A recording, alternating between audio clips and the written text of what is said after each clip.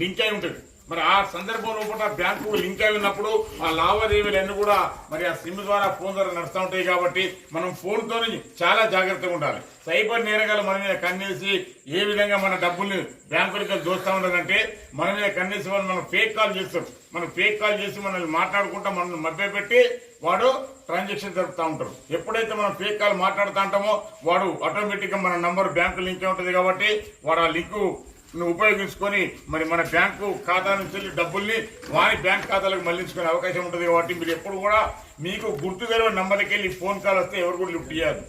గుర్తు తెలియని నంబర్కి వెళ్ళి ఫోన్ కాల్ వస్తే తప్పకుండా సైబర్ నేరగాడు అవుతాడు.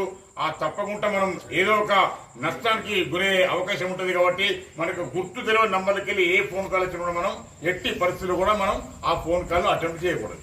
ఇది ముఖ్యం. తర్వాత ఇంకోటి, ఇప్పుడు మన విలేజ్లలో చాలా మటుకు మూఢనమ్మకాలు నమ్ముతూ ఉంటారు. మూఢనమ్మకాలు నమ్మితే ప్రాణాలు కూడకూడదు తప్ప వేరే ఆశ ఉండదు. ఒక్కటి మీరు గుర్తుపెట్టుకోవాలి, మూఢనమ్మకాలు నమ్మి చాలా మంది ప్రాణాలు పోగొట్టుకుంటా ఉన్నారు. ముఖ్యంగా చిన్నపిల్లల పట్ల గ్రామాలలో విలేజ్లలో చిన్నపిల్లల పట్ల చిన్నపిల్లలకు ఏ చిన్న మరి ఆపద వచ్చినప్పుడు వాళ్ళ శరీరంలో ఏ ఆపద వస్తుందో వాళ్ళకి ఎందుకు ఏడుస్తా ఉన్నారో మనం గ్రహించం. ఏం చేస్తా అంటే ఏదో మూఢనమ్మకం ఓ కూడుగుడు దింపడం అది చేయడం ఇది చేయడం చేసి ఆ ఇంట్లో ఉండడం, హాస్పిటల్ తీసుకుపోకుండా ఉండడం, ఆ రకంగా మరి పిల్లలు కొన్ని సందర్భాలలో మరణించే పరిస్థితి ఉంటుంది. కాబట్టి దయచేసి ఆ మూఢనమ్మకాలు నమ్మద్దు.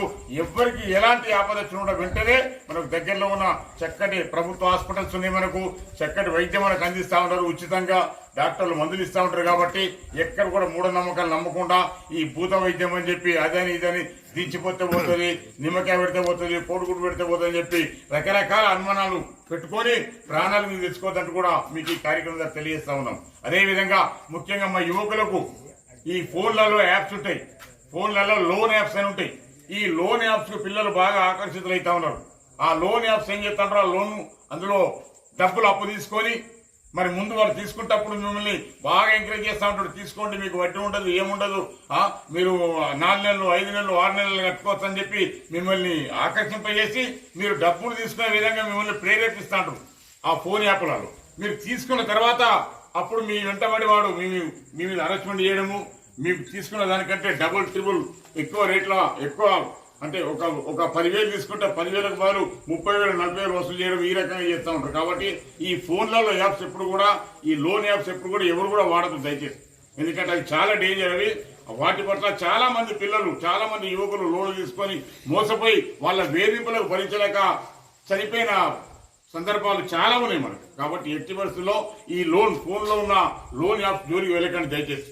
ఇది ముఖ్యంగా మీకు చెప్పాల్సిన కార్యక్రమం. మళ్ళీ ఇంకోటి, ఇప్పుడు గంజాయి విపరీతంగా మనకు గంజాయి మన తెలంగాణ రాష్ట్ర వ్యాప్తంగా గంజాయి విపరీతంగా పెరిగిపోయింది.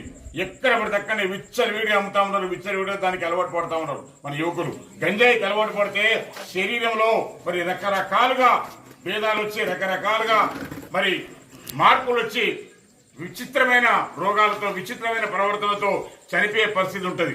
ఎందుకంటే ఈ రోజు మన కడుపులో పెట్టిన మన పిల్లలు 60, 70, 80 సంవత్సరాలు బతకాల్సిన మన పిల్లలు మన కన్నం కూడా చనిపోతా ఉన్నారంటే ఎంత దౌర్భాగ్యం ఒకసారి మనందరం కూడా గుర్తు చేసుకోవాలి. మరి ఆ కుటుంబను ఆ గంజాయిని కూడా అరికట్టే పద్ధతులు మనం అందరం కూడా కలిసికట్టుగా ఉండాలి. మన గ్రామంలో మన గ్రామ పెద్దల సహకారంతో గ్రామ నూతన పాలక మండలి సభ్యులు ఉన్నారు, వారి యొక్క సహాయ సహకారాలతో మనం అందరం కూడా గ్రామంలో ఉన్న ప్రతి ఒక్కరం చిన్న కంచెలు ముసలి వరకు కూడా అందరూ మన గ్రామ పెద్దలకు వారి యొక్క సహాయ సహకారాలను అందించుకుంటా మన గ్రామంలో మన యువకుల్ని ఎక్కడ కూడా ఈ గంజాయికి అలవాటు పడకుండా ఈ రకరకాల మత్తు పదార్థాలకు అలవాటు పడకుండా మనం చూసుకుంటూ వారిని మనం కాపాడుకొని వారికి బంగారు భవిష్యత్తును అందించే పద్ధతిలో మనం అందరం కూడా ముందుకోవాలని తెలియజేస్తా ఉన్నాం. కొంతమంది బాధపడతా ఉంటారు, భయపడతా ఉంటారు. అయ్యో మేము ఎట్లా ఆపుతాం సార్, మేము ఎట్లా చేస్తాం అంటే మీరందరూ కూడా గ్రామంలో ఉన్న వాళ్ళందరూ కూడా పోలీసు వాళ్ళు ఆపుతారు కదా, పోలీసు వాళ్ళు పట్టుకుంటే భయపడతారు, వాళ్ళు మేము పట్టుకుంటే ఎక్కడ అవుతారు సార్ అని చెప్పంటే మీరు ఎట్లా కూడా ఎప్పుడు కూడా మీరు అనుకోవద్దు. ప్రతి ఒక్క పౌరుడు ప్రతి ఒక్క ఊర్లో ఉన్న ప్రతి ఒక్క గ్రామ పెద్ద చిందుకొండపేట గ్రామ ప్రజలకు పెద్దలకు తమ్ముళ్లకు చిన్నారులకు అందరికీ కూడా మా భీముని పోలీసు వారి తరఫున అదేవిధంగా మా రామగుండం పోలీస్ కమిషనరేట్ పోలీస్ కళా బృందం తరఫున మీ అందరికీ కూడా నమస్కారాలు, స్వాగతం సుస్వాగతం తెలియజేస్తా ఉన్నాము. ఈరోజు గౌరవ సిపి గారి యొక్క ఉత్తర్వుల ప్రకారంగా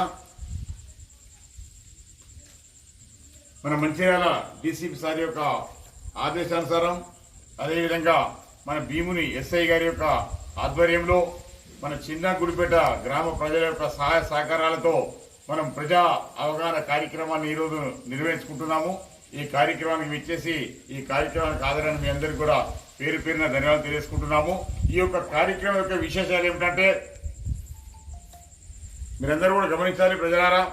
ప్రజలు ఏ విధంగా మోసపోతా ఉన్నారు ఈ సైబర్ నేరాల పట్ల, అదేవిధంగా ఈ సైబర్ యాప్ల పట్ల, అదేవిధంగా రకరకాల మోసాల పట్ల ఏ విధంగా మోసగించబడతా ఉన్నారు. అదేవిధంగా మన విద్యార్థులు, యువకులు గంజాయి అని, గుడంబాని, అదేవిధంగా ఆన్లైన్ గేములని, ఆన్లైన్లో అదేవిధంగా ఆన్లైన్ యాప్ల ద్వారా ఆన్లైన్లో అప్పులు తీసుకుంటూ ఆన్లైన్లో రకరకాల మోసాల బారిన ఆకర్షితులై మోసపోతూ ఏ రకంగా చెడిపోతా ఉన్నారు, ఏ రకంగా మరి ప్రాణాలు కోల్పోతా ఉన్నారు, ఇవన్నీ కూడా మీకు చక్కగా తెలియజేయడానికి పాటల ద్వారా, చక్కటి కళారూపాల ద్వారా మీకు అందరికీ తెలియజేస్తూ మరి ఎవరు కూడా అలాంటి యాప్ల బారిన పడి, ఎవరు కూడా ఈ గంజాయి బారిన పడి, ఎవరు కూడా ఈ మత్తు పదార్థాల బారిన పడి ప్రాణాలు పోగొట్టుకోకుండా ఉండాలని చెప్పి, అదేవిధంగా సైబర్ నేరాల పట్ల ఏ విధంగా అప్రమత్తంగా ఉండాలి, మరి సైబర్ నేరాలు ఏ విధంగా ఉంటాయని వాటి గురించి కూడా మీకు అందరికీ మరి క్లియర్గా తెలియజేయడానికి, అదేవిధంగా పోలీస్ శాఖలో సోదరులారా, మహిళా సోదరుల కొరకు పోలీస్ శాఖలో మరి షీ టీమ్స్ ఉంటాయి. ప్రత్యేకంగా మహిళల రక్షణ కొరకు ఏర్పాటు చేయబడ్డాయి షీ టీమ్స్.